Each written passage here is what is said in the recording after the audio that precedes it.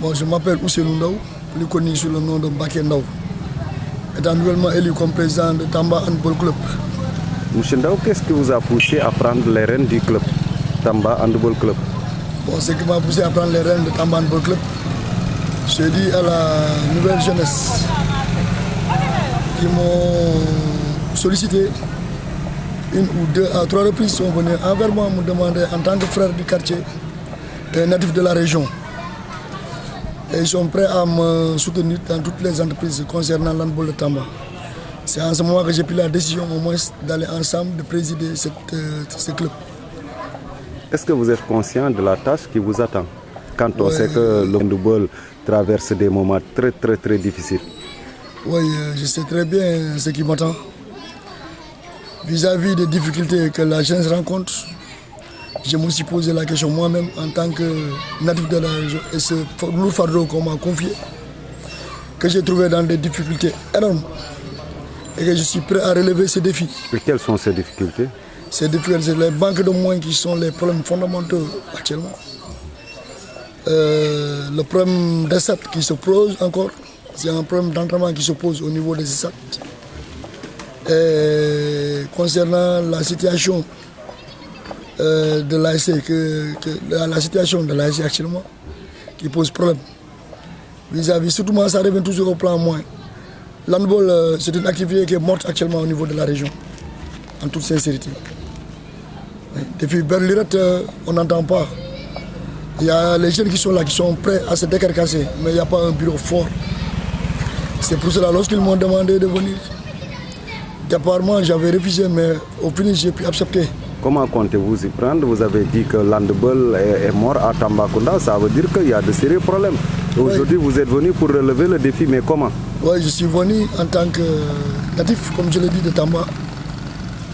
Et pour relever ce défi, j'appelle à toute la population. Ainsi, les anciens handballeurs, je les appelle encore. Et les autorités administratives et locales. On attend tous des soutiens pour au moins relever ce défi. Et je demande à la jeunesse d'être unie et forte pour relever ce défi. En commençant, nous demandons au ministre de la Justice, garde des Sceaux, M. Kaba, c'est la personne morale actuellement de la région, c'est le numéro 1 actuellement pour relever ce défi. Ce n'est pas le côté handball seulement, c'est un défi que doit relever actuellement toute la région côté sport. La région est totalement morte côté sport. Il y a le potentiel ici, mais le problème en est que c'est le manque de moyens.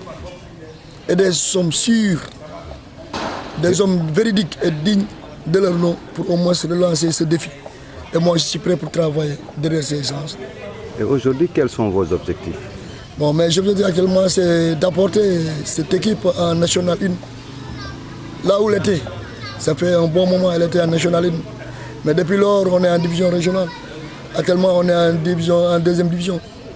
Mais il y a un problème de manque de compétition qui se pose.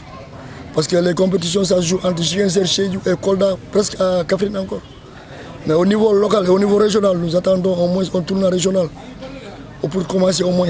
Il y aura lieu quand, le tournoi régional? Bon, effectivement, on dit qu'au niveau de la fédération, la date n'est pas encore délimitée. À tout moment, on peut nous surprendre. Oui. C'est pour cela que je demande un soutien fort aux autorités. Aujourd'hui, vous êtes prêt? Oui, je suis prêt actuellement. Aujourd'hui même, je viens de sortir une réunion de bureau. À cette fin de journée, on a pu terminer vers 15h. Oui. On est en train de cotiser de gauche à droite, de relancer un défi, de faire des soirées. Et puis la date de la soirée, même, c'est prévu pour le 7. Le 7, après juste la fête de Corité, le 7 août. Uniquement pour apporter un soutien. Nous invitons toute la population à venir participer. Aujourd'hui, le bureau est composé de combien de personnes? Le bureau est composé de 15 membres. 15 membres? Oui, de 15 membres. Ils travaillent tous? Oui, bof, non. Quasi total, il y a 6 qui travaillent, qui sont fonctionnaires, mais les autres ne sont pas des fonctionnaires. Est-ce que vous avez des équipements, vous avez un terrain d'entraînement? Bon, le terrain d'entraînement, comme d'habitude, c'est l'ESAT régional. Je crois que là-bas, on sollicite encore le directeur de l'ESAT, l'inspecteur de la jeunesse. Depuis un appui, même encore nous aider sur les matchs de nuit là. Au moins qu'on puisse jouer sur les projecteurs parce que dans les tournois de montée, on joue pratiquement le soir. Les matchs démarrent vers 19h. On a ce problème. On a 2 journées seulement d'entraînement pour la nuit. Et uniquement pour 1 heure de temps, ça ne suffit pas largement. J'ai été parti voir le directeur de la stade, il m'a dit que non, c'est uniquement pour le carême. Mais après le carême, nous voulons au moins que vous donnez des heures supplémentaires pour la nuit, parce que les compétitions presque c'est toutes les nuits. Il m'a dit après, jusqu'à présent on attend une réponse de lui.